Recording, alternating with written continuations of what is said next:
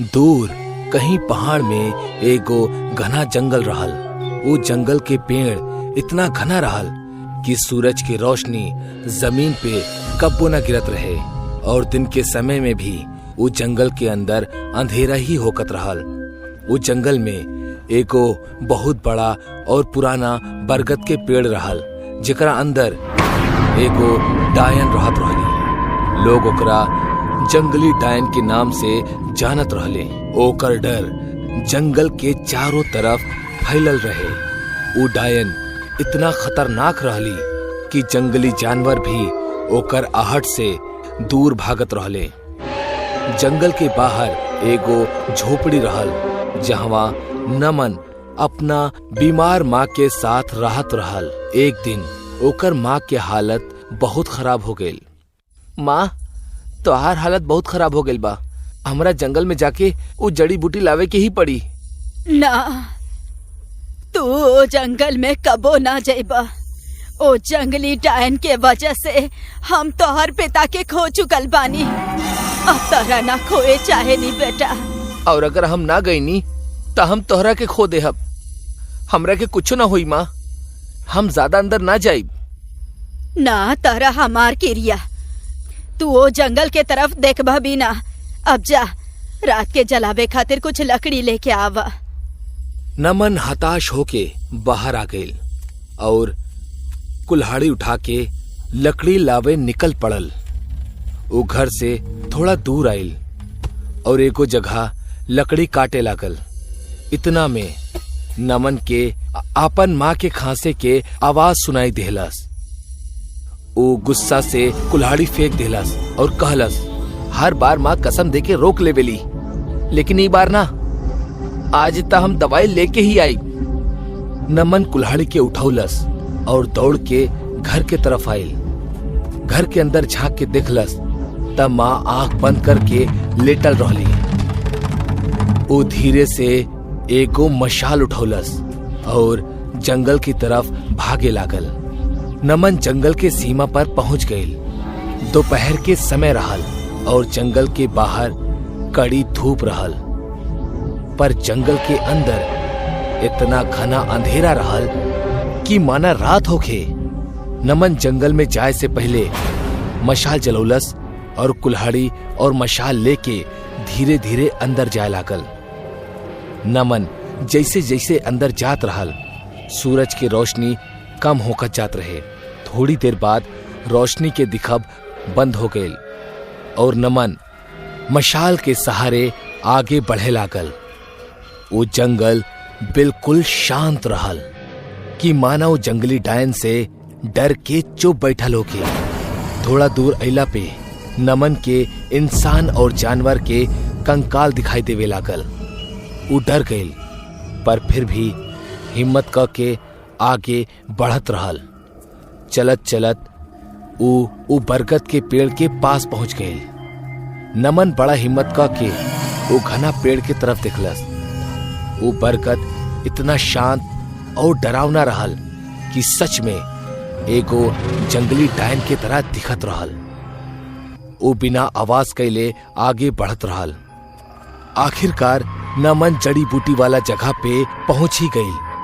वो मशाल एगो पत्थर पर रख देलस और जड़ी बूटी तोड़े लागल। वो बहुत सारा जड़ी बूटी के लेहलस और मशाल उठावे के खातिर आगे बढ़ल। जैसे ही वो अपन कदम आगे बढ़ोलस, ओकर पैर एगो लकड़ी पे पड़ गई और वो लकड़ी टूट गई। वो लकड़ी टूटे के आवाज पूरा जंगल में गूंज गई। नमन डर गई। वो जड़ी बूटी कमर से बंधलस और मशाल लेके तेजी से चले लागल। ओकर पैर के आवाज अब पूरा जंगल में गूंजत रहल। नमन फिर से वो बरगद के पेड़ के नजदीक आ गई और वो देखलस कि कंकाल की संख्या बढ़ चुकल रहल। वो भागे लागल और भागत भागत ओकर पैर एगो कंकाल पे पड़ गई। ओकर इतना जोर से आवाज भइल कि सारा पंछी शोर करे लगले। डर के मारे नमन के पैर वही से जम गई। शांत दिखे वाला वो बरगद के पेड़ अचानक हिले लागल ओकर टहनी बड़ी होके लगली। उ सब देख के नमन भैया से भागे लागल, पर एगो टहनी ओकरा के रोक लेहलस और उठा के ओकरा अपना पंजे में जकड़ लेहलस। अब वो बरगद के चीर के एगो जंगली डायन बाहर निकले लागल। ओह पेड़ जितना लंबा और दिखे में बेहद भयानक रही। नमन उ सब देख के बहुत ज्यादा डर गई और मदद के खातिर चिल्लाए लागल, बचावा बचावा बचावा हमरा के।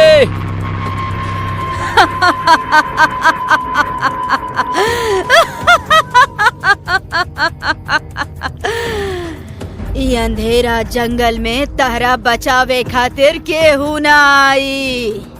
आज बहुत दिन के बाद इंसान खाए के मिली। वाह, बहुत अच्छा बात बा। खाए के बाद हम ओकरा के भी खा जाइब। मरे खातिर तैयार हो जा। डायन नीचे पड़ल एगो कंकाल के हवा में उठौलस और ओकर हड्डी अलग कर देलस।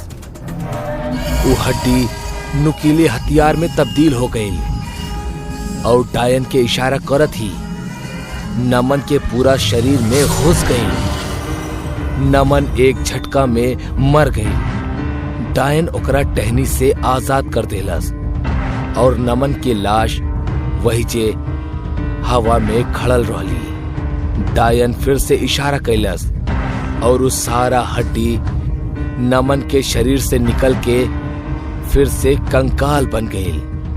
नमन के पूरा शरीर से खून बहे लागल। डायन फिर से जोर जोर से हंसे लागल। इतने में एगो टहनी आइल और नमन के पेट में घुस गई। वो टहनी नमन के डायन के करीब लेके गई। डायन ओकरा के खाए के खातिर अपन मुंह खुल्लस और टहनी नमन के मुंह के अंदर फेंक देलस। डायन नमन के चबाए लागल और ओकर हड्डी के टूटे के आवाज आवे लागल। बाद में नमन के सारा हड्डी बाहर थूक देलस। मजा आ गइल। बड़ा मीठा इंसान रहे। वाह, चला अब एकर माँ के खायल जाए। जंगल के बाहर रात हो गई रहे और नमन की माँ घर में नमन के इंतजार करत करत थक गई रहे। माँ खटिया पे बैठ के सोचत रहली, पता ना कहाँ चल गईली। जंगल में ना गईल होके ता अच्छा होई। कितना रात के कहाँ ढूंढे जाई हम एकरा के। इतने में नमन घर के अंदर आई और माँ के बगल में बैठ गई। कितना देर लगा देला आवे में। हम तो परेशान हो गईल रहनी। अब हम आगल बनी ना, चला हमनी खाना खा लिहल जाओ।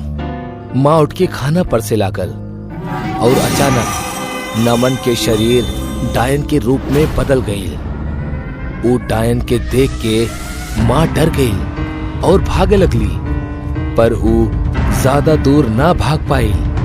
काहे कि बाहर वो बरगद के पेड़ पूरा झोपड़ी के घेर रखले रहल। एगो टहनी माँ के उठौलस और चुड़ैल के सामने लेके गई। हाँ? हमार नमन कहाँ बा? का कैलू तो ओकरा साथे? कहाँ बा हमार नमन? अभी पता चल जाई। डायन अपन मुंह खोलस और टहनी माँ के डायन के मुंह में फेंक देलस। डायन माँ के निकल गई और सारा हड्डी वापस बाहर थूक देलस। डायन पेड़ में चल गई और वो पेड़ जमीन में धंस के गायब हो गए। पहाड़ के पीछे से सूरज उगे लागल। जैसे ही सूरज की रोशनी माँ के हड्डी पे गिरल, हड्डी जले लागल।